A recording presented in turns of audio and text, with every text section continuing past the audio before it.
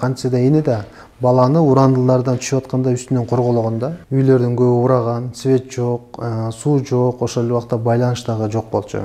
Жандыкты көтөрө чабышып, Аллаху акбар деп баары кыйкырышып туруп кан чыгарып жиберишти да. Илимий доказательстволор бар. Болгону 7 күн гана жашай алат деген. Ал эми 296 деген бул 13-күн, 13 суткада тирүү чыгып атат. Анан бизге өзү сигнал берди. Ошол үй бүлөнүн атасы чыбык менен балычканы кыймылдатыпчы, аны ачып туруп сүйлөшкөнүбүздө өзү айтып берди. Түрк элинин да өзгөчөлүгү башка элдерден өтө сабырдуу экен да. Саламатсыздарбы? Мен подполковник Жолдошбаев, атым Рысбек. Өзгөчө кырдаалдар министрлигинин куткаруучуларды даярдоочу мамлекет борборунун башчысы болом. Бизге 6 февраль күнү эртең менен министр тарабынан буйрук түштү. Турция мамлекетинде катуу жер титирөө болгондугунан көптөгөн үйлөр урап, астында көптөгөн жарандар калгандыгы боюнча анан кыргыз куткаруучулары Турцияга жардамга бара тургандыгы боюнча биз буйрук алдык. Буйрук алар замат биз жабдыктарыбызды, оборудованиялар, снаряженияларыбызды ошол эле убакта куткаруучулардын жылуу кийимдерин, төшөнчүлөрүн, ошондой эле азык-түлүктөрдүн баарын даярдап, 4 саатка жетпеген аралыкта убакытта даяр болдук.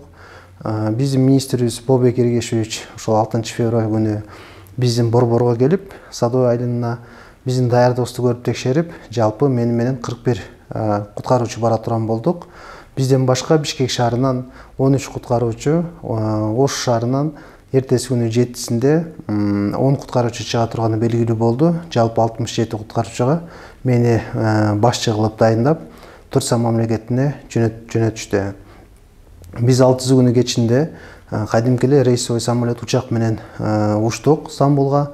Стамбулдан барып, таң атканда Стамбулга түшүп, Стамбулдан ички каттамдар менен биз Газиантеп шаарына учмак болчук. Бул жерден ошо Газиантепке деп билет оформление болгон.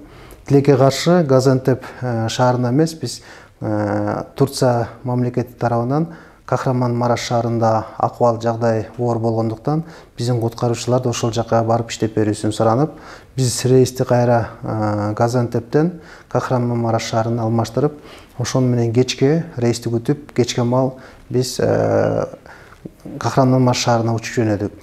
Кечинде түнкү саат 2-лерде биз жеттик. Ал жерде аэропортту түшкөндө эле аэропортту көрдүк. Аэропорттун акыбалы аябай өтө оор экен. Ошо жер титирөөдөн аэропорттун зданияларында баары талкаланып калган экен.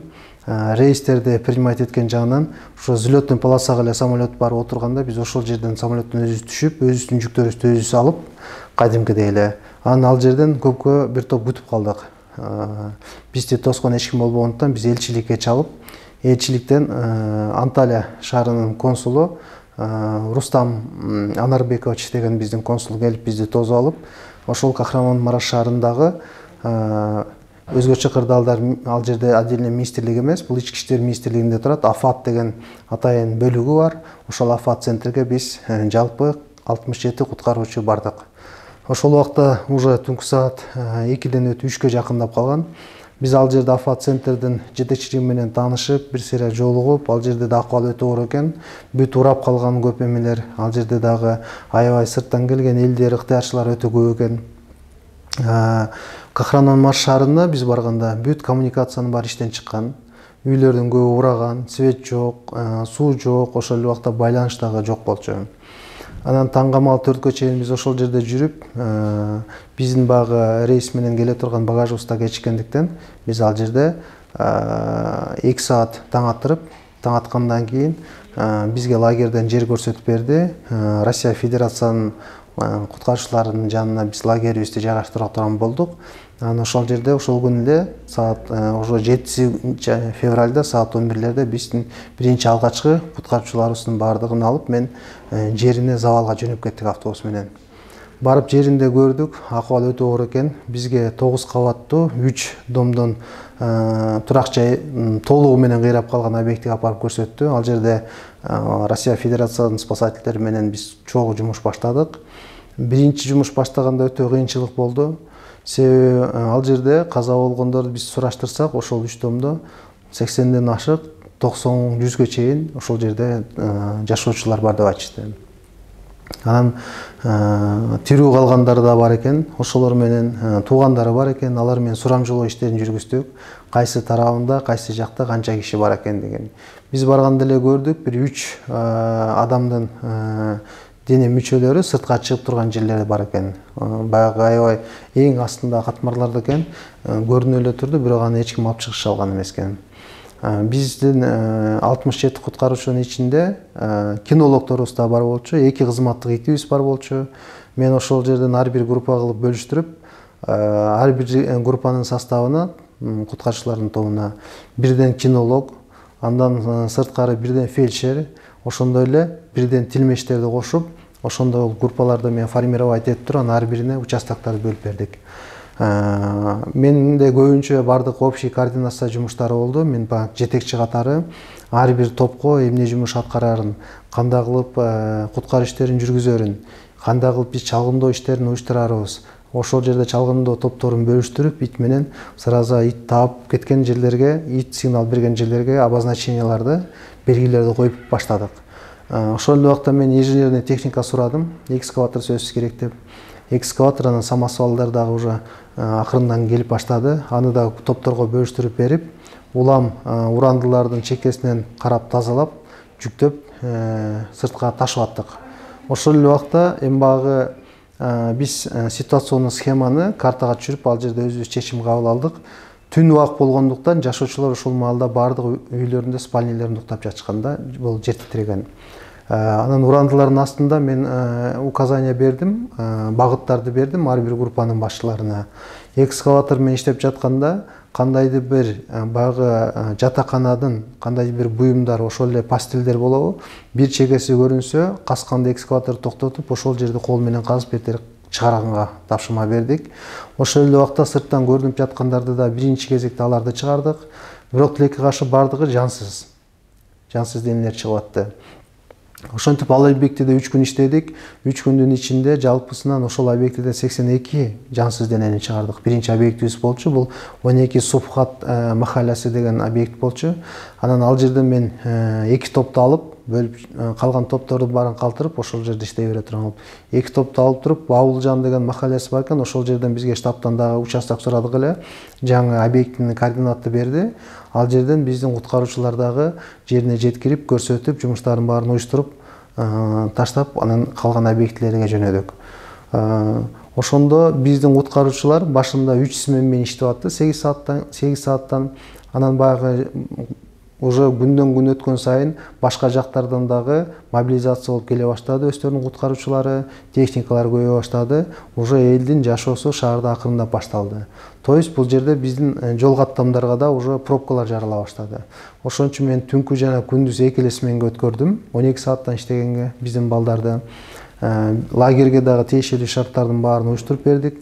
Балдар күнү түнү тынымсыз иштеп аткандыктан биринчи кезекте мен тамак ашына аябай көп көңүл бурдук. Күчтүү тамактарды жесин деп, анан жатаканасы, жаткан жер жылуу болсун деп. Ошол убакта аба ырайы дагы суук болуп, кар жааган убакыт болчу. Түнкүсү -8-9 градус суук болуп аткан.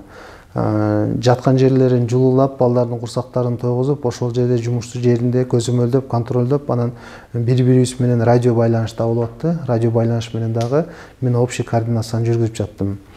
Ошентип биз 4-күнү күнү биринчи тирүү жаранды таптык.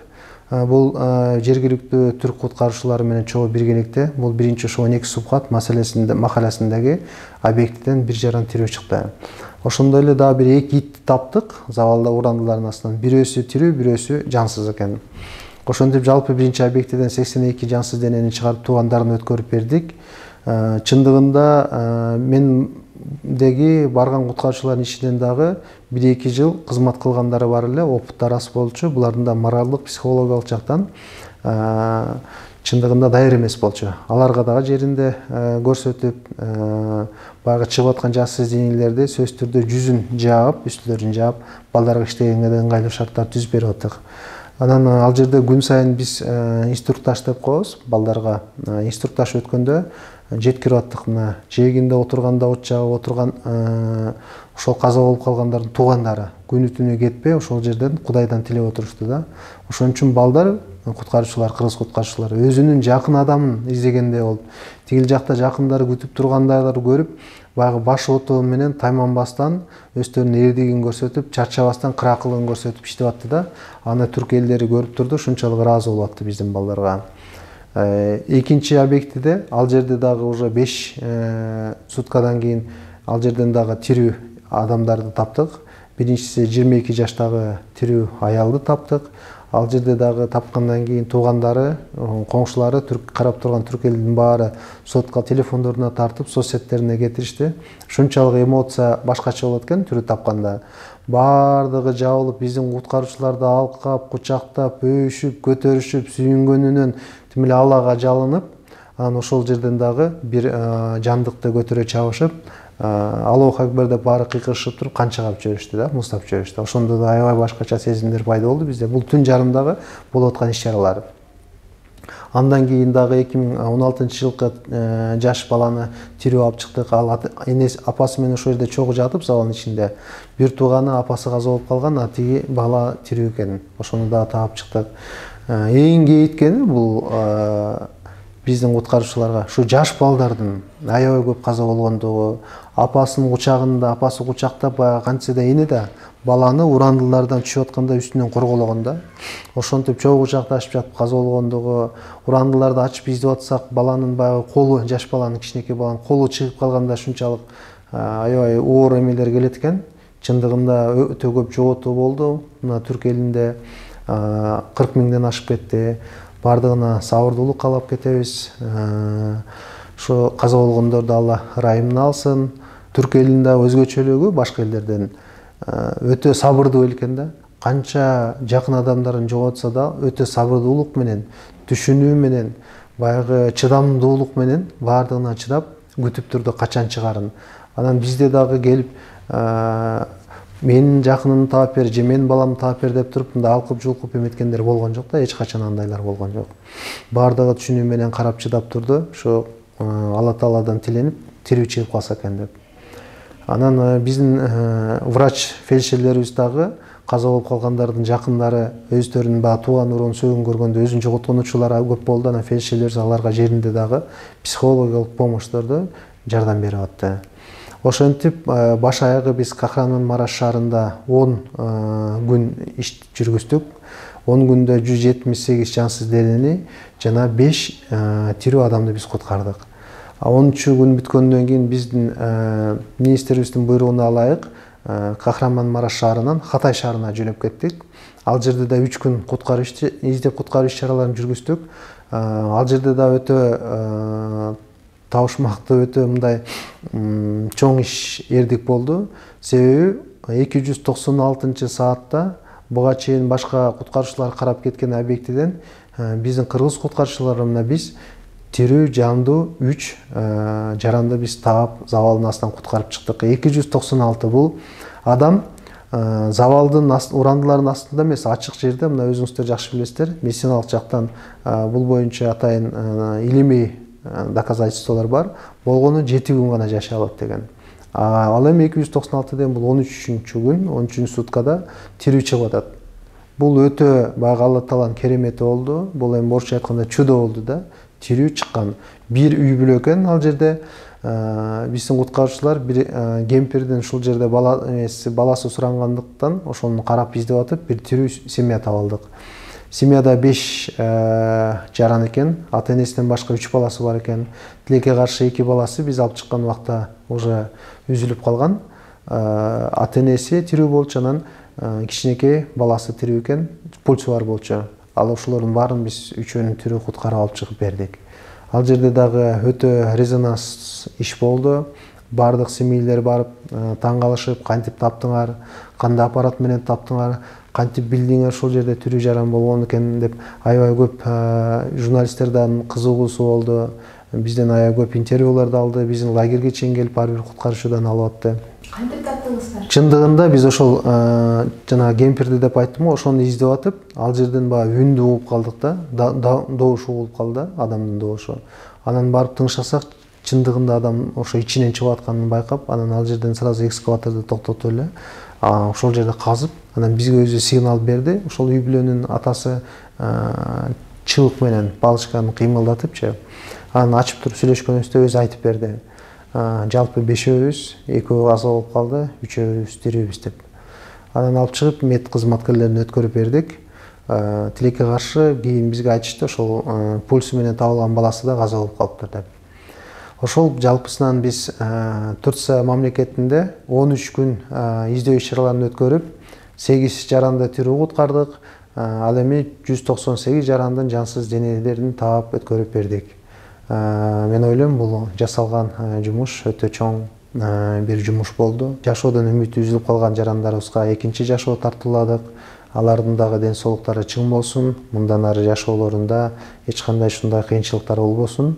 Негизи эле жалпы дүйнөдө ушундай апаттардан Алла Таала өзү сактасын. Ушундай апаттардан алыс бололу.